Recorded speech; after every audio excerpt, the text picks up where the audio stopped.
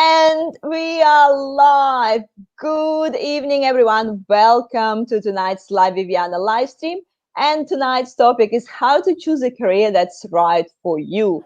Thank you so much for finding some time this evening to join our live discussion. Please make sure introduce yourself in the comments. Let us know what you do and what country or part of the world you joining us tonight. So yes, make sure introduce yourself in the comments. So if you're new to my live stream, I'm Jana Martins and I'm a video confidence coach, and I help my clients to overcome camera phobia so they can connect with their professional community online through the power of the video. So tonight, as I said, we're going to talk about how to choose the career that's right for you. And Renata is going to share her valuable insights and real life experience when it comes to finding careers which align with your strengths and talents. And, it can be challenging, especially if you're not sure where to start. Over the course of our working lives, we have gained a lot of experience, knowledge, skills, but not all this we can easily achieve the clarity and confidence in career directions. So tonight we'll try to be practical and give you ideas about where to start when choosing your career, questions you can ask yourself right now, and some tools that can help you with the career choices. So, the world is changing, unemployment rises, and I'm sure a few of us here in the process of the career change. So it's obviously incredibly relevant topic in today's world. So please make sure you tag and share this video with your friends. So before I'll pass it over to Renata to introduce herself, just a quick reminder, so you know that we're going live on LinkedIn, Facebook, and YouTube, so you can watch replays on my YouTube channel or on my website, janamartins.com. And I'm going live at the moment every second Wednesday at 5:30 p.m. Melbourne time with various experts from my network. So we'll try to answer all your questions from all the platforms. So make sure, ask as many questions as you want. Please try to stay on the topic.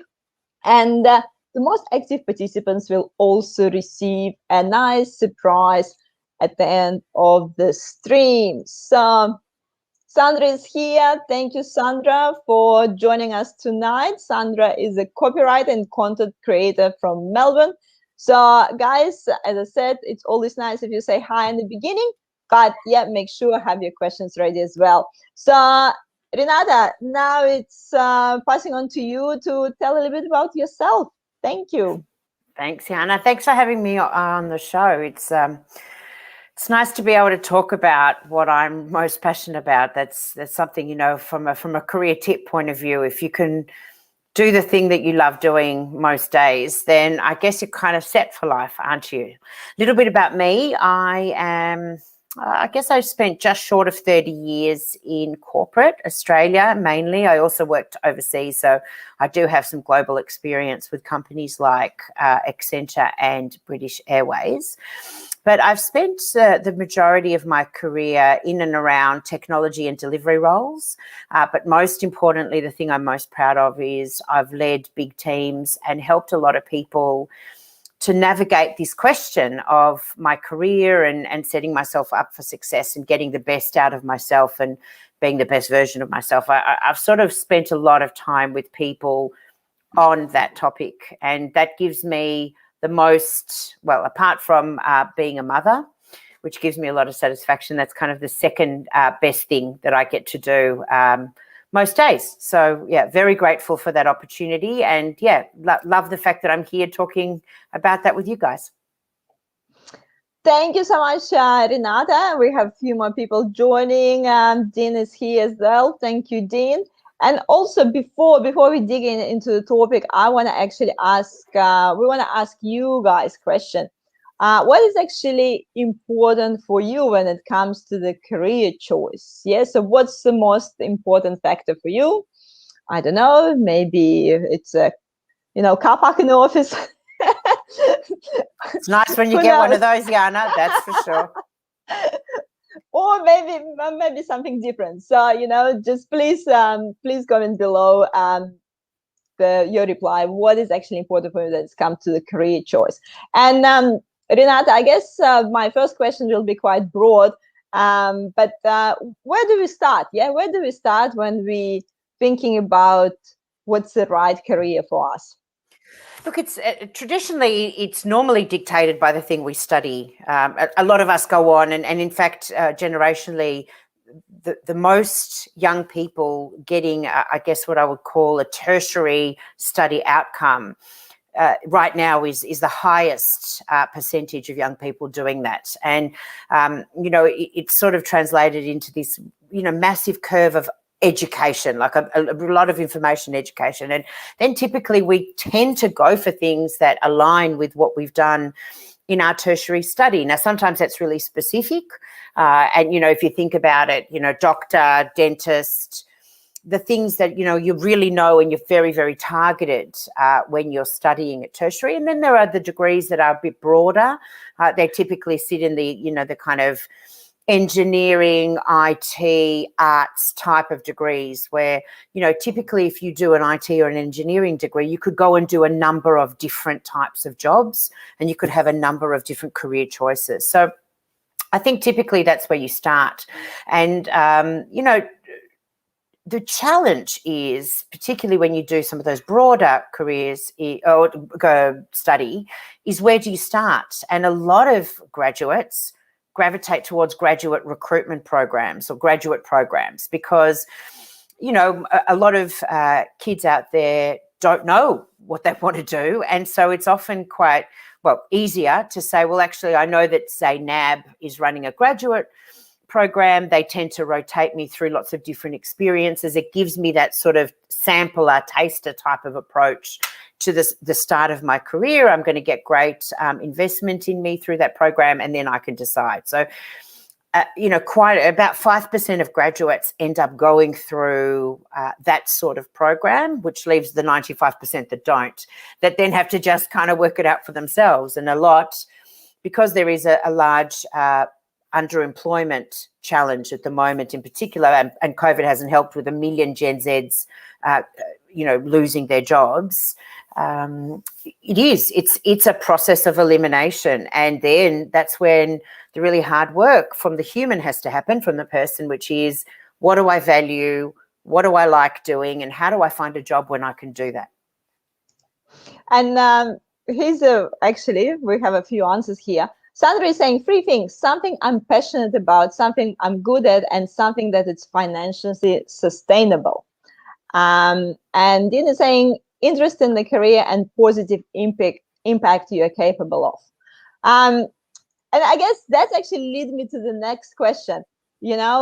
Something we often talk about, something we're passionate about, but how do you actually choose? We can be passionate about a lot of things, but how do you choose how this passion can be actually, how you can make this passion your career as well? And when we passionate about a lot of things, how do you choose which one is your career? Yeah, and look, I guess the definition, and Francis, I should say Sandra nailed it, this financial sustainability or the viability of turning a passion into something that you can actually earn money from. So, I often, when I coach people or, give them career guidance, I say to them, it's fantastic if your passions can align to your values and the career choices you make. But if they don't, then find a way to nurture your passions outside of work. And I guess for me, where I really start is not so much passion, but more what I value and then what my strengths are. And, it's really, really important as a young person, as an older person and through life, to continue to check in with the things that you're naturally gifted in and good at, which are your strengths, and to try and find opportunities to let your strengths lead the work that you do on a daily basis. Studies have shown that people who work in their area of strength, who nurture their strengths and do the sort of work that aligns to their strengths, if they do that for the majority of their day, then they're 70% less likely to be stressed and have mental or well-being issues, mental health or well-being issues. So there's a correlation between working in your area of strength and I guess stress or feeling stress and well-being challenges. And really importantly, a lot of us spend our time, because we've got a negativity bias, humans are wired for negativity bias. A lot of us spend our time thinking about what we're not good at.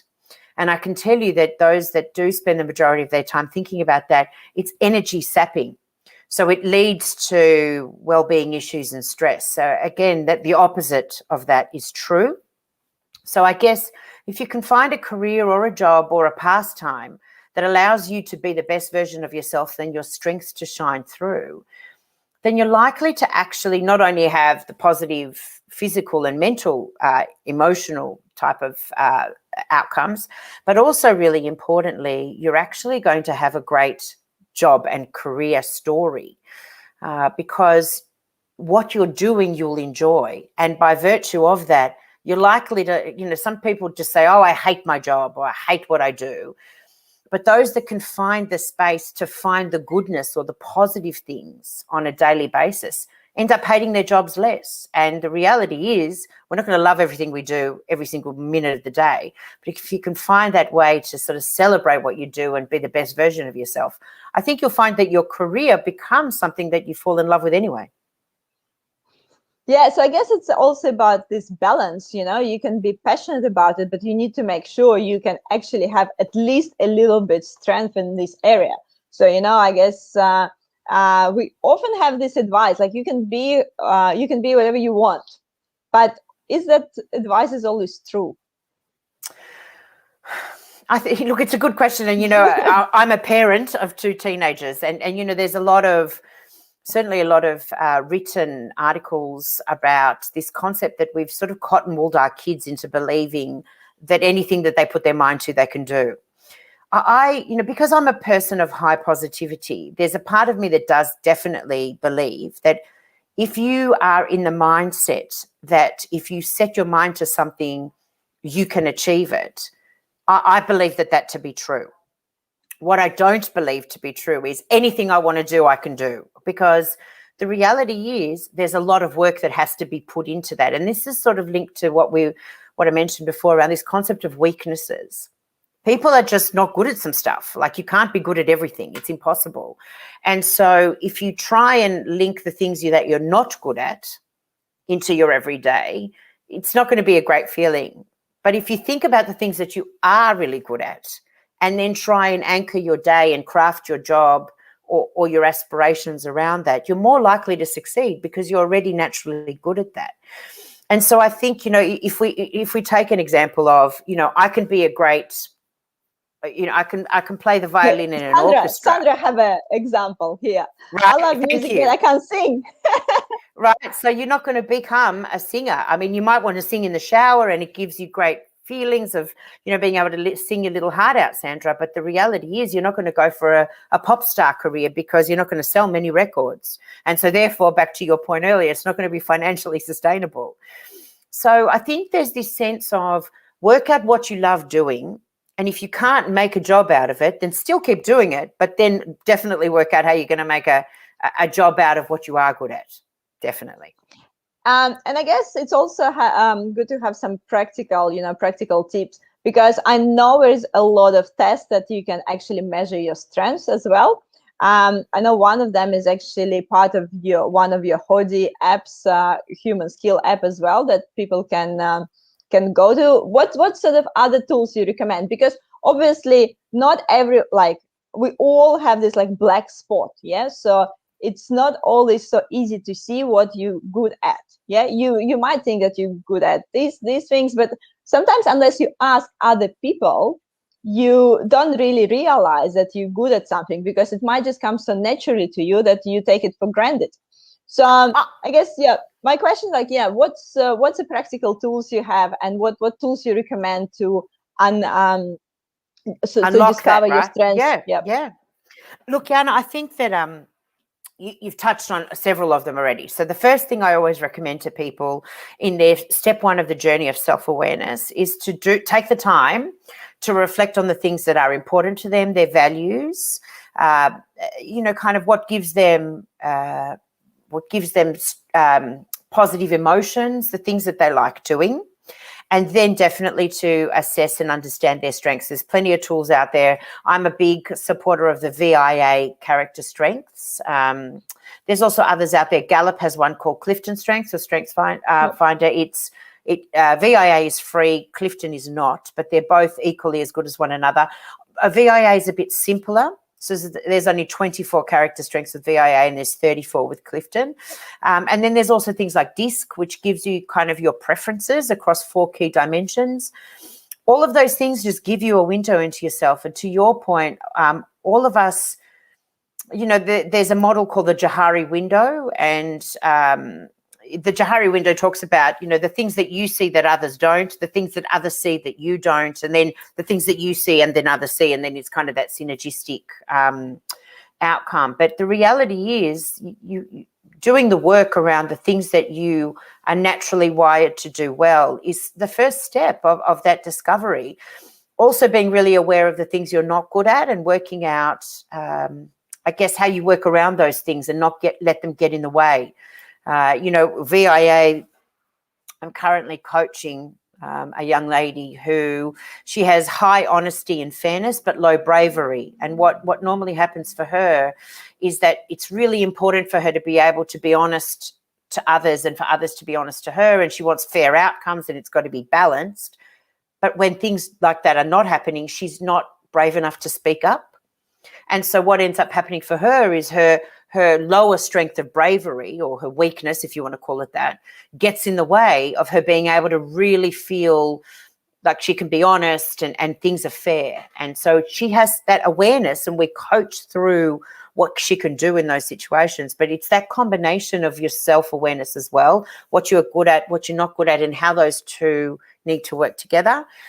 And then, of course, there's other ways of, to your point, you mentioned, ask others, right? Be open to feedback. I think, one of the things that I talk a lot to people about, and I've certainly built into the app experience, is reflection and asking for feedback. It's not easy to do. And it's often done well when it's someone that you trust. Excuse me, goodness. So it has to happen with someone that you trust. But when you can get to that, it's very powerful. Can you give us, I don't know, the specific example? Specific example of specific example of what sort of question you would ask. I don't know. Top 3 questions you should ask yourself, and maybe top 3 questions you can ask someone that you're looking for the feedback.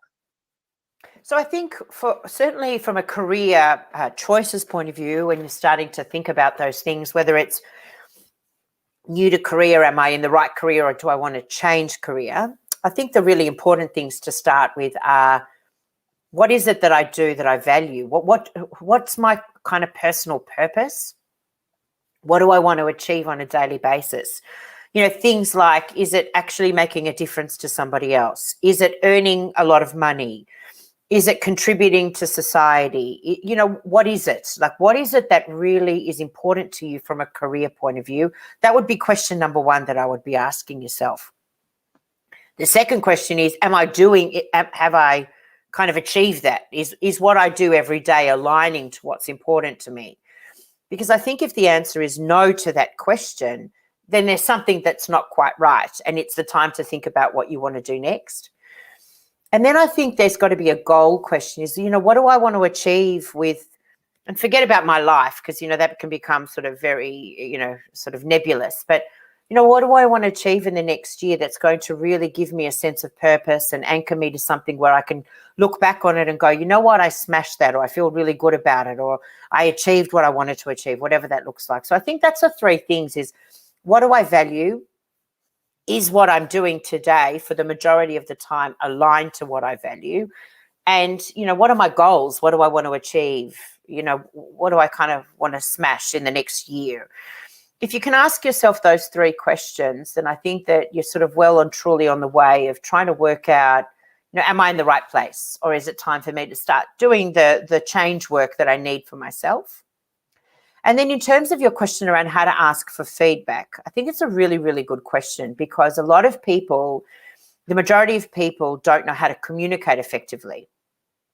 And that's both ways. So I don't know how to ask for feedback, or I don't know how to give feedback, because both require a well-developed set of communication skills, knowing how to ask someone the right questions.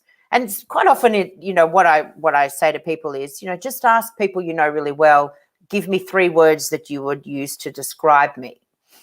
And sometimes that's too broad, so you can be a bit more specific, give them words to choose from. But quite often you can start a really good feedback conversation by saying, when I'm at my best, what are the 3 words that you would use to describe me? And when I'm at my worst, what would be the 3 words? That kind of stuff. And then when you're giving feedback, I always, I use a framework called praise, improvement, praise. If someone's asking you for feedback and the first thing that you launch is a tirade around all the things that they're not doing well and how much you're disliking, the impact that they're having on you, that's not going to be well received. And so often when someone asks you for feedback, it's really, a good idea to start with a good thing, something that you've noticed, a nice thing, something that they've done that's made a difference to you. And then potentially follow that with, and, here are some things that I think are even better ifs. I like that language, the even better if language, because that language is a growth language. It's a positive language. And it helps people to see what they're doing well and what they could tweak and do even better. And that would kind of take it to the next level. So giving feedback is hard to do, but asking for feedback is also hard to do because you expose yourself to what's going to come next, right, in terms of that feedback. Definitely. And, sometimes I feel like you can actually just approach people and ask, like, what job you can see me doing.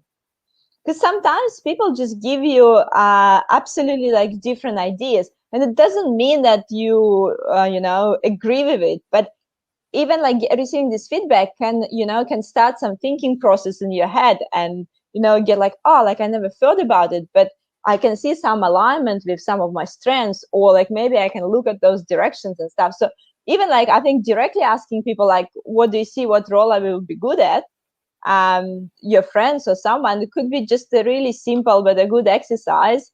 And they can just, even if it's just a really casual opinion, like, oh, I can see you in the, office ordering people, ordering people around. It's already a feedback. Yeah, look, I think, sometimes people see you through their own frame of reference, right? Which isn't always who you truly are. Remember back to the Johari window, people judge others through their biases and through their ladder of inference is what I call. And I think what's really great about what you've described is quite often building rapport with people and building trust with them allows you to get to know them and them to get to know you. And then what happens is they can actually get to know you from the point of view of then giving you a really good perspective. Because people will give opinions all the time. And, some people who really value other people's opinions might do something, kind of crazy and go, oh, well, that person said I need to do this, so maybe I'm going to go do that next. So I guess it depends on the person. But I think what's really awesome about what you described, Jana, is how do you start to build rapport with people and expose them or open yourself up to who you are, let them get to see you and get to know you so that they can have a point of view on you and help you and coach you. Because I think quite often when I do career coaching, it takes time to get to know one another and you have to know what questions to ask to really elicit from the person what they truly want to achieve and what they value. What do you think the most difficult question for people to answer? Because obviously you probably ask a lot of people a lot of questions. So which question people usually get stuck on? I think that one of the things that people struggle to articulate is what I want to do. I know a lot of people give feedback that don't ask someone for help unless you can be quite specific. So, for example, I come to you, Jana, and I say, Jana, I'm looking to change careers. Can you help me?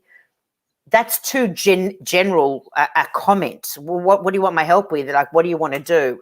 So because everybody is very time poor, I think for the person asking or seeking to get feedback or help, you need to do your homework and do the thinking before approaching someone and be quite specific about the things that are on your mind and how they can help you. Otherwise, it's probably a wasted opportunity and they might end up being frustrated that they can't help you, but you haven't helped them to help you, kind of thing.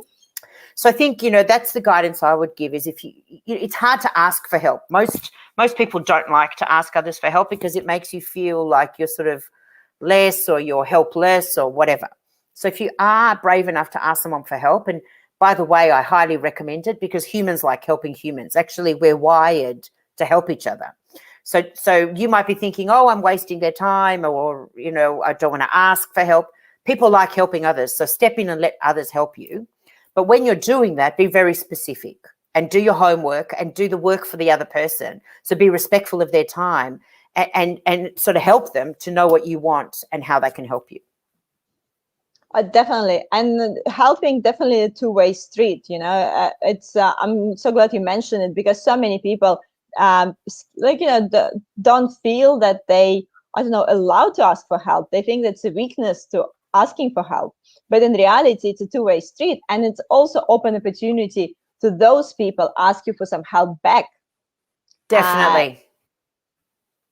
I think, one of the things that I reflect a lot on, and I genuinely worry for the younger generation is society seems to be moving towards less connection and more sort of independence, and I have to do it all myself and I have to be perfect. And social media doesn't help because there's this sense of perfectionism of what good looks like. And people are afraid to admit that they're not perfect because we value perfection, which is ridiculous and unattainable. But that's kind of the world that we live in, this information world of this perception of what's perfect or what's good. And so in that world, people are afraid to, one, admit that they're not perfect, and two, ask for help, because then they're admitting they're not perfect. And it seems that's getting worse and worse and worse as we go year after year, and we're losing our sense of connection and community. Actually, humans are wired to be in packs and to be in tribes. And so that's why you will see when someone can genuinely help somebody else, they genuinely get a buzz out of that, and you make them feel good. And actually, there's a lot of scientific studies around chemicals that are released as a result. I think oxytocin is when you help somebody else, there's an oxytocin release for you, and that's a feel-good chemical. So it's ridiculous that people think, oh, I don't want to ask for help, or I'm scared to ask for help, or someone's going to think that I'm less than perfect, when actually that other person gets this buzz out of helping you. It's just you have to help them to help you, if you know what I mean. Definitely. And I think that's one of the exercises you can do, just writing down who I can help today. Right. And actually, I've noticed, then you think about who I can help today, people feel it and reaching out for help. Yeah, I've definitely noticed this circle. And then once you feel like you're helping people, then you feel more comfortable ask for something back as well. So obviously it's an energy cycle, and it's reciprocity 100%. As well. And I think the reality is everybody's grappling with the career question. Whoever's telling you that they feel that they're set for life, I mean, it's very rare if it happens. And so, tapping into your network, using the people around you to have these career questions, to do the reflection, to bounce ideas off, it is a very, to your point, I think you mentioned, it's kind of the giving, giving and receiving, giving and receiving. And if you're open to the conversations, one day you might need to have a conversation yourself, because everybody is struggling with this question. If it's not now, it'll be at some stage. Everybody grapples with this, am I in the right career? Am I on the right track? Am I getting the most out of my life questions? Of course they do. We have a few comments coming in. Luke is saying, you get all the great guests, Yana, great insights, Renata. Agree with short and long-term aspiration and feedback is absolutely necessary for your own introspection. You can't be successful without the help and support of others. And so Luke is asking, what are Renata's thoughts about mindset? Luke, that's a big question. So but, thanks for the question, Luke. Let's talk about mindsets regarding choosing the right career. So I think, and look, mindsets regarding most things are, I think, similar. And Carol Dweck has done quite a lot of research and writing around, and obviously this is an evolving thing, but this growth mindset versus a fixed mindset. And growth mindsets in particular is the belief that you've always got something to learn, and nothing is fixed in life. That, you know, if you put yourself out there and you're willing to be vulnerable and you're willing to take risks, you're going to learn something. Even if you have this perception of failure, that you didn't quite achieve what you set out to achieve, if you have this growth mindset, you know there's always something to learn, and that you can then go into this sort of align, act, adjust cycle, which is, I learned something. Okay, what do I know that I didn't know before? What am I going to do differently now? That's very purposeful. Fixed, of course, is that I don't have much to learn. I know what I know. I've got nothing to learn from others, and I'm sort of going to go through life in this sort of blinkered vision, or I'm kind of set. I can't be better than I am today. And they are very obviously contrasting mindsets. Of course, there's stuff in between, but your mindset is critical to actually everything that follows. And, you know, it's true, what the brain thinks, the body does. And so, you know, practicing the ability to know where you're at with your mindset, and that requires reflection. And you know, certainly in the app that we've built over the last year, we've built reflection into the experience, because people don't stop to reflect. We're so busy in our lives that we think we're too busy to actually check in and say, well, actually, what worked well today? What went really well that I'm really happy about? What didn't go so well? And what can I do differently from now on? We actually don't stop and do that. And because of that, we keep making the same mistakes, or we can't find a way to lift from our current situation and make the most of, you know, the learning and therefore what we would do differently. So thanks for the question, Luke. It's a really good question. And as we think about our careers, which is a long journey, you know, this is a cliche, but I like using it. It's not a sprint, it's a marathon. So if you think about your career journey and a long time working as a multi-sprint marathon, that's the way that you've got to also reflect. You know, if it's daily, weekly, monthly, whatever your cadence is, stop and think about if you're where you want to be, and if you're not, what are you going to do about it? And actually, on this note, I want to ask you guys a question as well. Are you doing the job that you have studied for? Yes. So when you went to university, did you had this idea, okay, I'm just going to be a doctor. This is my long-term career. This is my marathon. That's it. I'm set. Or are you using something completely different from what you actually learn at uni, or I don't know, at school or TAFE or wherever you study, you done? And I would ask you, Renata, actually, when you finish uni, did you know what you're going to do? So I'm going to give two quick stories. First one is my sister. I hope she doesn't mind me sharing her story, but my sister did law commerce at uni. She finished law commerce. She got articles at Minter Ellison. So she had the dream run. And then she got pregnant in her first year as an article clerk. And so much so that Minter Ellison didn't actually have a policy that could help her to navigate what to do when you get pregnant. Like, are you even entitled to maternity leave? And as a result, my sister realised that that wasn't the world for her, and the world that she had studied 5 years for was not the world she wanted to inhabit. So she actually left law, and she did a number of different things, and she tried lots of things, because clearly, having finished a 5-year law degree, she was a pretty smart cookie and was, you know, pretty self-actualized, so knew how to work hard and get, stuff done in life. And she's now, she's a startup business owner. She's got an online shoe business, and she's loving life. And so she's definitely not doing what she studied for, but she's navigated life anchoring to the things that were important to her. And that is to do the best that she can, to have a family, to live the balanced life that she wanted to live. And so she's adjusted along the way to those realities.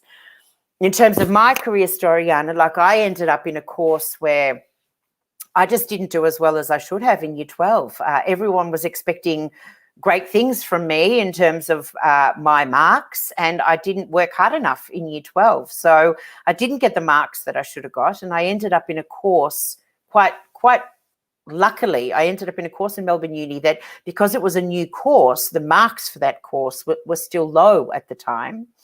And I found myself in this degree, and I was interested in the degree, but I sort of fell into it.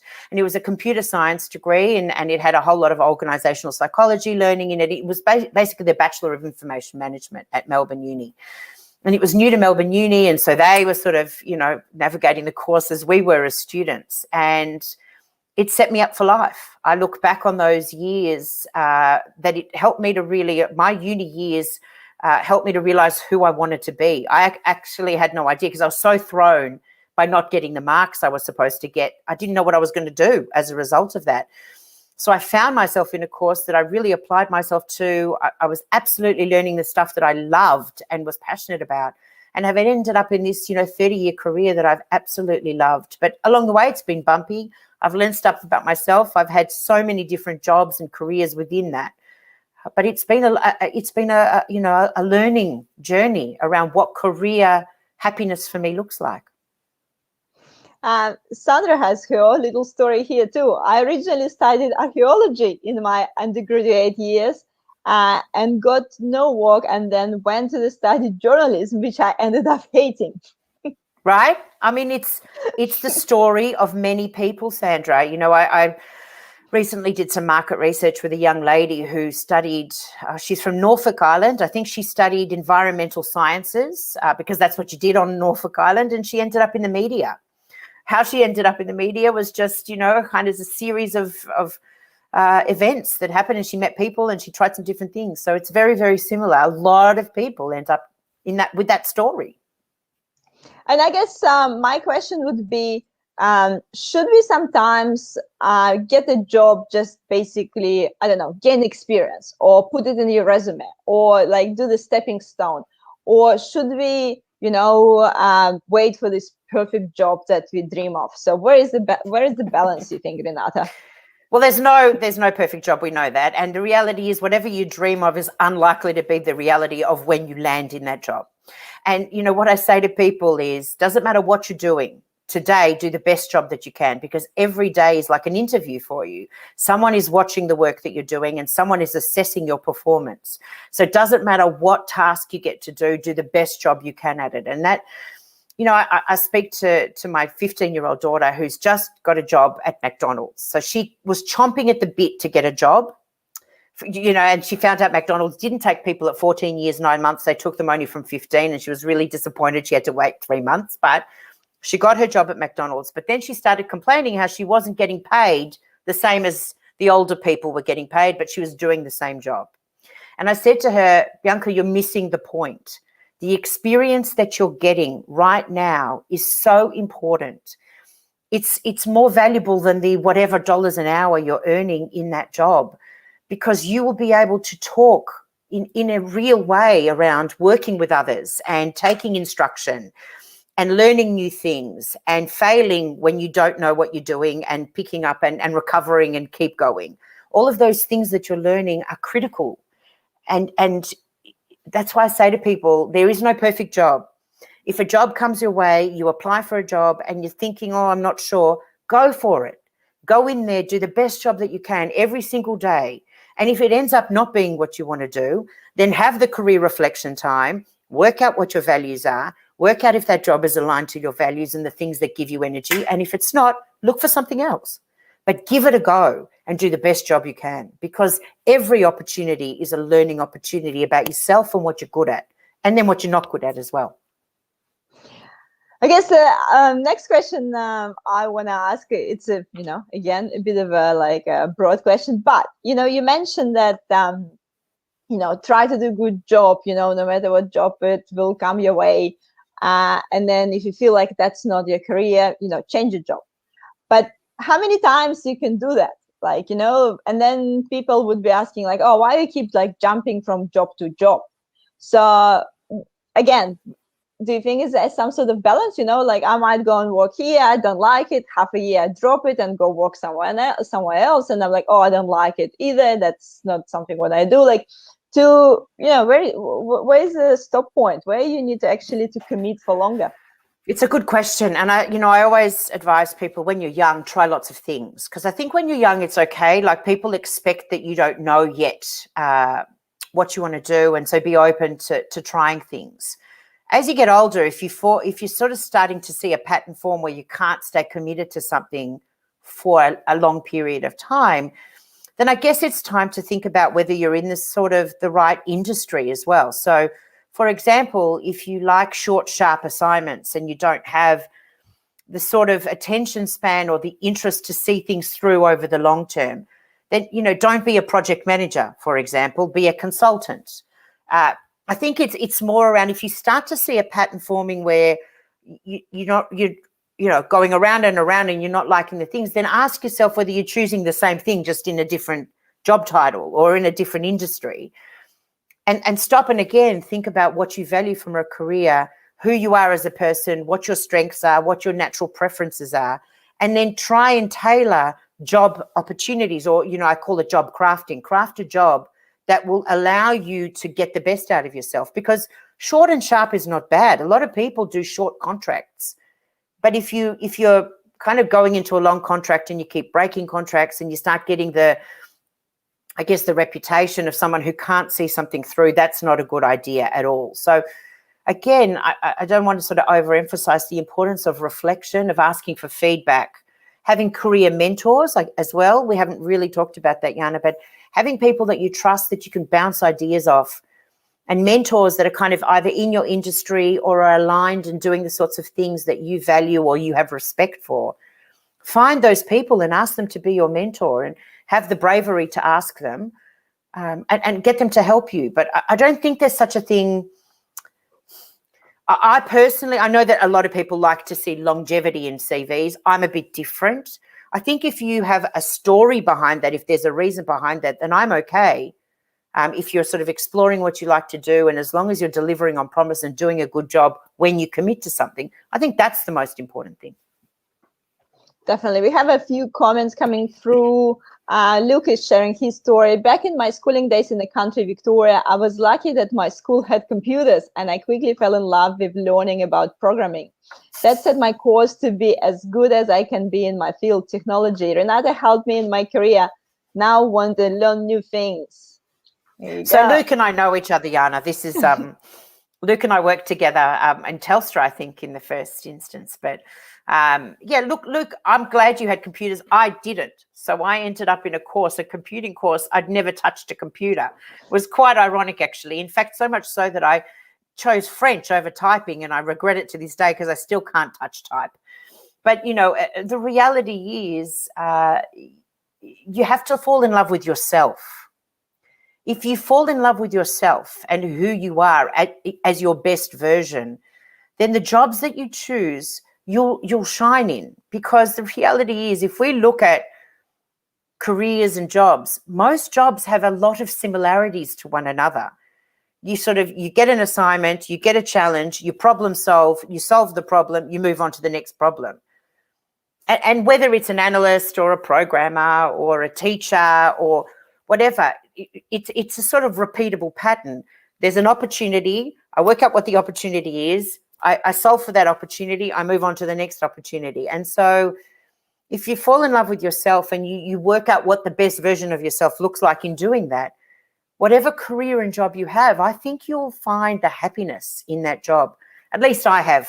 And if I get to a point where it no longer makes sense for me, I change, or it's changed for me. When I was at NAB, in 9 years, I had 9 roles. I just changed, or was changed every 12 months.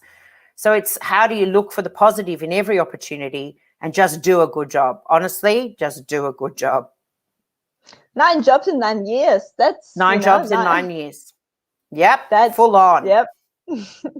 That's a lot of changes. So we have a few comments actually, and then a little bit overlap actually. Quite interesting, because Rodney saying experience is everything. Similar conversation I had with our junior staff today.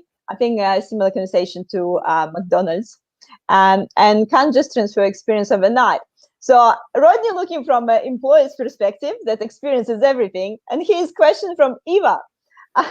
Not sure whether the question was answered. I feel some employers have a bit unrealistic expectation where they need 10 plus years of experience for something like portfolio specialist, which is not a senior role. How can we overcome years of experience requirements when we feel that we are qualified?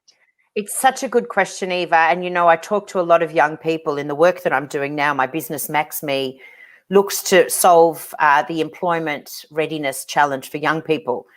And for young people, you can imagine it's really daunting, because they apply for jobs that they don't have any experience for. and the employers are looking for experience. So their question to me always is, well, if I need to get the experience and no one's willing to give me a job, how do I get the experience? It's ridiculous. It's the catch-22 of all time reality. For that question, the job search process is, in my opinion, a challenging and broken process. That the reality is, if anyone's putting up 10 plus years of experience, what does that even mean? Because somebody can get the same experience in 10 years or in 3 years. It depends on the person, depends on, whether they're doing a good job, depends on whether they've really invested in themselves. So look, you will go through employment processes where they will put up the 10 plus experience, and unless they do the calculation on your CV and you've got it, they'll just, they'll immediately disqualify you from the process. Those things are going to happen. Eva, the only thing I would say to you is network is very important as well. Most jobs out there and career transitions, the best way to navigate those is through your existing network. Make the time to make connections, to understand about other industries, to understand other people that you respect in your industry. Talk to them, because a lot of the time, jobs are actually not advertised. That those jobs that are advertised are only, say 50% of the jobs that are available. And often if you talk to a person or a number of people in your network and you explain to them what you have done versus what your CV says, because that's the other thing, right? How do you talk about a person's life history on 4 pieces of paper, which is what people are wanting? And, you have to have keywords and anyway, whatever. Help people get to know you, and that when opportunities come up, that you're front of mind for them. This goes back to what I was saying before, help others to help you. Put in the work to get to know people within your network who you value or who might be working in industries that you want to work in, and let them know about you. Let them know what you have done. So when opportunities do come up, you're top of mind for them. Or they go, oh, I spoke to Eva about this 3 months ago. Hang on, I might call her and see if she's interested. And quite often, those are the ways that great jobs or great career alignment happens, because you've already spoken to someone who knows you well enough to match you to a job as it comes up. Definitely. And I really like, Renata, that you mentioned that 10 years, it's such a, just kind of subjective number in a way. Because, what is that, 10 years? Because someone can sit on the same role for 10 years. And it doesn't mean that they gain experience. It's maybe just was a comfortable, role, or maybe they were friends with someone, and that's why they would just keep sitting on this role. Right. Who knows what's the reason they actually been on this role for that long. And you can gain the same experience in 3 years, but it just, I guess, explaining it to potential employee, why you're suitable for the role. And I think your why need to be really strong, and your desire to get this role need to be really clear, so that the person actually feel like you have those experience that they're looking for. But could be hard. And that's why, I say to people, still apply, right? And I know, Eva, we've all heard the cliche of females only apply if they can tick 8 of the 10 boxes, whatever. I have a sort of semi-diluted point of view on that, because I certainly apply for jobs that I'm interested in. I don't really scan deeply everything that they're looking for. And the reason why is I say to people that I coach, knock them out of the ballpark before they even get to how much experience you have. But to do that, you need to be able to articulate and tell your story. And back to Jana's point of the why, what's your personal why? What are you bringing to them that no one else will bring? Why do they want to employ you over everybody else? Forget about whether you've got 8, 10 or 12 years experience. Why do you want to hire me? I'm awesome. Now, of course, you've got to write that with a level of humility, etc., and self-awareness, but know yourself so well. Practice your elevator pitch, and not only saying it, but writing it, and knock them out of the ballpark so that they want to have a conversation with you. Because when they have a conversation with you, if you're self-assured and you know all of those things, you know how to tell your story, you know how to weave, examples of where you've done things well and where you've not done things well, and what are you good at and what are you working on, and how have you delivered customer value, and where have you not worked well with someone else and what did you do about it? All of that kind of stuff that people like to explore through an interview process. They'll get to know you, and the 10 years experience, it'll dissipate. It won't be as important, but it's getting through that first hurdle. And I often say to people, wow them out of the ballpark with either your cover letter or the start of your CV, where they go, wow, this is a person I want to get to know. Sandra is saying, I really believe you should stay away from the employees who look just for experience. The best employees are ones willing to give you a go as they see something in you and see that you have a good values. Yeah, no, I Again, agree, Sandra. it's about getting in front of That's these exactly right. employees. But the reality is, Sandra, we live in a competitive process. And so, and it's not getting any easier. You know, you've got one job and 400 people applying for it. There has to be some sort of culling process. And a lot of employers, they'll either do, you know, run the robots over the keywords, or if they're really looking at the CVs, they'll be looking for something in particular. But that's why I say to people, if that first paragraph is that killer paragraph where the first thing that they read grabs their attention, and they say to themselves, as a human, I want to meet this person, you have a much better chance, rather than, you know, I read the other day, I'm helping someone do some recruitment, and the person put in a 4-page cover letter, an essay, which basically just took what was in their CV and rehashed it into their cover letter. It didn't say anything really about who they were. It just regurgitated their experience, and all of this, just so much information. I just stopped reading after about 3/4 through the first page, and I thought, I can't do this. So what is, you know, again, back to this ethos of help people to help you. What's the killer grabber that is going to make someone want to get to know you better? Because people, when they hire not for your experience, and this is going to, I know this is controversial, they hire people that they can see themselves working with. It's actually an emotional decision to hire someone, not because you've done the COBOL programming or you've done the analytics or you're a journalist or whatever. It's because I've seen in you as a person through the interview process someone that either I can work with or that my team can work with. That's the clinching decision, and it's an emotional decision. 100%. And you know, Renata, as much as I love talking with you, we kind of need to try to wrap the we need to wrap up. it's already 50 minutes. I guess I want to just add about a little bit about the mindset, because you know, we often feel like, oh my God, I'm just one of these 400 people who are applying for this job. But sometimes it just helps internally just change mindset and tell yourself, that's me who choosing the job, not the I've been choosing for the position. So I don't know, it helps me just to, you know, like kind of thinking about like, oh no, I'm not the one from the 400. It's me who choosing between these like 10 companies where I want to get a job with. You have to, of course. And once you look at this, just internally look at this from this perspective, it's already easier to apply for jobs, because you feel like you're in charge and you're choosing, not you the one from like 400. Who cares how many applicants there, but you the one who choosing the employee that's right for you. Absolutely, because it's your race to win, right? And I talked about this with my girls all the time. Oh, you know, that everyone's so much better than me. No, because you've already failed or you've lost because your mindset is that you're not good enough. So that's the first thing. But the second thing is, if you think about it as it's your race to win, put the best version of yourself forward, knock them out of the park. And if they don't want you after that, it's probably not the right place for you anyway. And the next thing around the corner might be the thing that's best for you. The mindset around, you know, and these setbacks, right? Because people are facing into 20s, 40s, 60 rejections. They're applying for jobs. They're getting rejected time after time. Some are not even getting any feedback, being told why they didn't actually advance. That's the competitive process.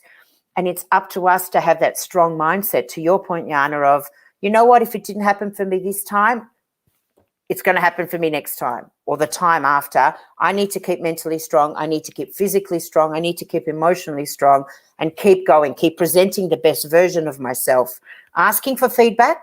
And if you're lucky to get it, then what didn't I quite, you know, master that I could do better next time and work on and practice, but keep going. Have the strength to keep going. 100%. And Sandra saying, yes, so true. I just landed a big contract with the company based on emotional connection. They never ask about my experience. So anyway, guys, you know, I love our discussion, but we're already up to 55 minutes. So basically, I'm just, we didn't really talk about the Hodi app, but guys, make sure head to the Renata's. Here we go. I have a little pictures here. Get to Hodi app. Yes, Hodi app the help you to build your human skills. I think we have a little video here. Here we go. Let me just run.